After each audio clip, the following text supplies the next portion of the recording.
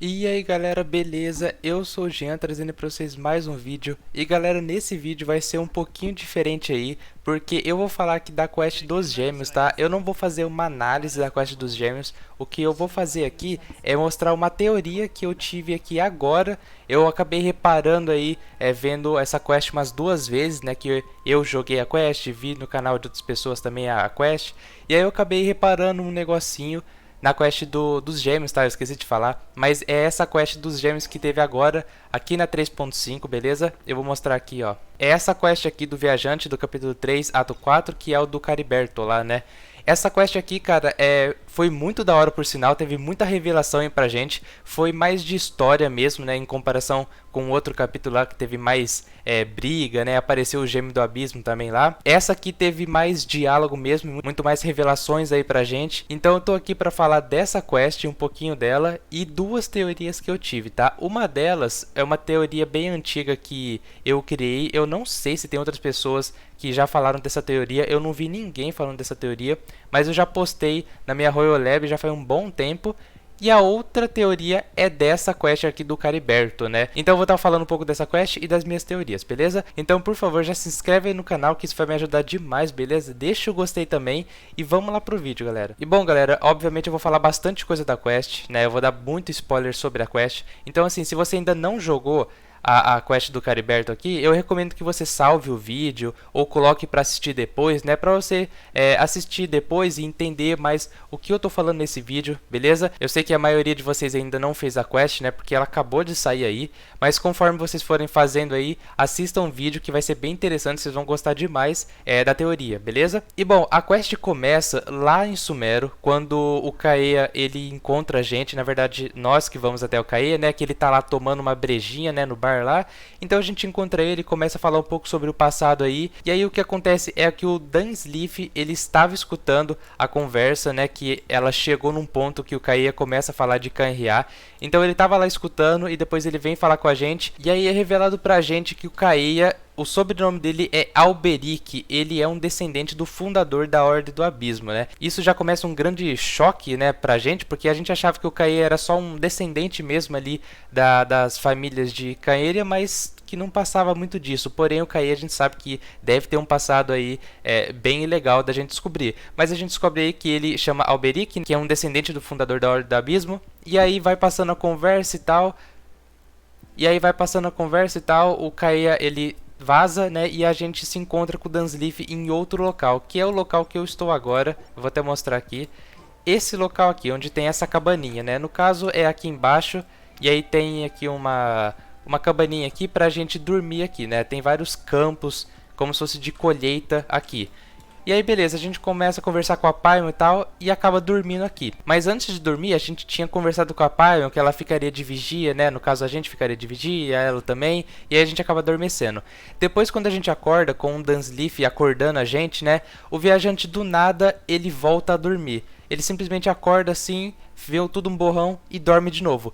Porém, é aí que a quest começa, quando o viajante ele acorda, ele basicamente está em uma memória do gêmeo há anos atrás, né, do seu gêmeo perdido aí, que no caso eu jogo com o Iter, então pra mim é a Lumine, né, então eu estive em uma memória da Lumine há anos atrás. E aí que começa uma das minhas teorias, que é a teoria dessa quest do Cariberto, né? Que basicamente eu vou voltar lá no arquivo pra vocês. Beleza, já tô aqui no arquivo, então voltando. Quando a gente acorda, a gente vai até a cabana, porque lá tá tendo alguns barulhos, a gente vai investigar lá os barulhos que tá acontecendo.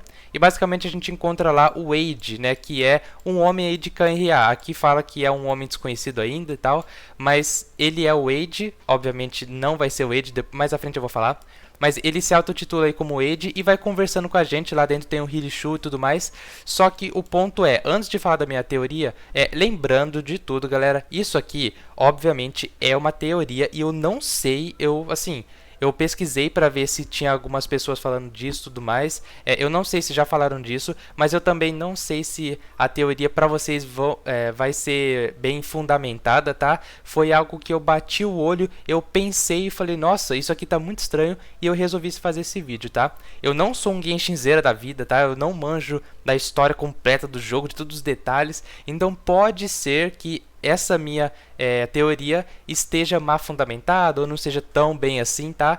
Mas lembre-se, teoria é sempre legal de acompanhar, é sempre interessante de ver o ponto de vista da pessoa também, porque às vezes a teoria ela não é tão fundamentada, mas a teoria acaba sendo muito divertida aí para as pessoas que estão ouvindo, né? É isso que é teoria, é para você se divertir também e ter um fundinho de verdade, tá? Então, já dito isso, vamos voltar aqui. Para vocês entenderem aonde eu quero chegar, basicamente o Wither, né, que nem eu falei, que, no caso eu jogo com o Wither, né? Ele basicamente entrou dentro das memórias da Lumine, beleza? E isso, o que acontece? Do momento que ele acorda de novo, antes do Dunsleaf acordar ele, né? No momento que ele acorda e está nas memórias da Lumine, o que o homem, o Wade lá, ele fala pro viajante? Eu até peguei aqui, porque eu já fiz a quest, então eu não consigo voltar na quest, né? Então eu peguei aqui as falas, né, obviamente. Então, beleza, o Wither, ele acha o cara, ele fala o que está fazendo, aí ele dá um sustinho, aí ele fala, esse lugar não é o que você está pensando que é, tal, tal, tal. Aí ele fala o seguinte, tá aqui, ó. Nossa, deixa eu tirar. Ele fala o seguinte, pessoa que viaja com você, você está falando de quem ficou de vigia ao seu lado na noite passada? Ela partiu para a floresta cedo pela manhã. Isso eu vi com meus próprios olhos. E aí eu pensei o seguinte, obviamente a pessoa que ele está falando é a Paimon, ela é a nossa companheira, né? Alguns podem pensar que é o Dunsleaf, só que lembra que a Paimon que ficou de vigia junto com o viajante, o Dunsleaf, ele foi investigar algumas coisas, foi a Paimon que ficou. Então, ela que estava de vigia. Se no caso foi o Wade que falou, ela partiu para a floresta, e isso eu vi com meus próprios olhos, e o Wither basicamente estava nas memórias da Lumine, que a gente descobre mais à frente, né, que ele é a Lumine, já que quando ele pega o espelho lá, ele se vê, então, se vê não, ele vê o gêmeo dele, no caso. Então basicamente, ó, por exemplo, eu jogo com o Wither, só que na minha memória eu sou a Lumine, tá? Tá dando pra entender, né? O pessoal que fez a quest vai entender. Então basicamente eu sou a Lumine. Então se o Wade, ele viu a Paimon entrando na floresta, então a gente pode confirmar, supor que a Paimon na verdade estava com um gêmeo antes de estar com o que a gente joga hoje em dia. Então, por exemplo, ela estava com a Lumine antes mesmo de estar com o Wither. Foi isso que eu pensei, cara. Essa é uma teoria muito interessante porque isso muda muita coisa, né? A Paimon estando com o gêmeo do abismo muda muita coisa. Isso mostra um pouquinho que a Paimon, na verdade, ela pode estar escondendo as coisas do viajante, tá? Eu, particularmente, cara, no momento que a Paimon está agora, eu acho que ela é do bem, a Paimon, tá? Eu acho que ela é sim uma companheira, ela tá sim querendo ajudar a gente. Mas eu fico pensando o seguinte, lembra do Golba? O Golba ele era um deus, né? Ele tinha as memórias dele e tudo mais. Depois que o Golba ele usou todo o seu poder para ajudar o povo de Liyue, ele diminuiu de tamanho e perdeu as memórias. Será que não foi a mesma coisa que aconteceu com a Paimon? Por que ela é tão pequenininha assim? Assim, ninguém fala nada da Paimon, ninguém questiona a Paimon, impressionante. E assim, por ela ser pequenininha, isso veio na minha cabeça igual a da Nahida e igual a do Golba. Será que ela era, né, eu tenho certeza que ela é uma deusa, mas será que ela era uma deusa e aí ela usou muito seu poder e diminuiu de tamanho e é por isso que ela está com a gente hoje assim? Só que, segundo essa minha teoria, ela estava com o viajante antes. Então, por que ela nunca falou disso? Por que ela nunca se referiu ao gêmeo? Nunca, sabe? Isso é muito estranho. Então, sabe, eu bati o olho nisso daqui, eu achei muito estranho e eu vim aqui compartilhar com vocês, tá? Eu não sei se alguém já fez vídeo disso, mas é essa parte que eu acho aqui muito estranho, beleza? A quest em si, ela é muito legal.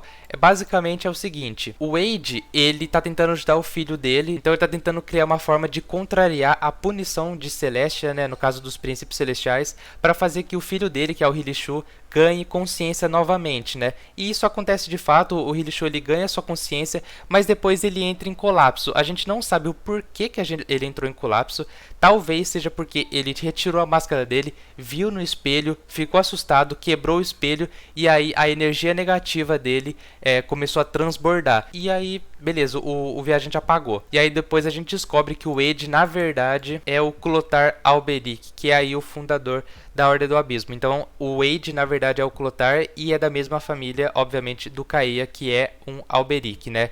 Isso é uma revelação muito grande pra gente, porque a gente começou a descobrir como foi que criou a Ordem do Abismo, e aí ele olha pra Lumine, né, lembrando que eu jogo com o Iter, então ele olha pra Lumine e fala que ela é a rainha de Caneria, né. Isso é muita informação, né, mas eu vou deixar todas essas coisas de história pro Genshinzeira, deixa tudo pra ele lá. Eu entendo algumas coisas de história, mas eu não chego nem perto de ser um Genshinzeira da vida. O cara é muito bom na história, então eu vou deixar lá pra ele, beleza?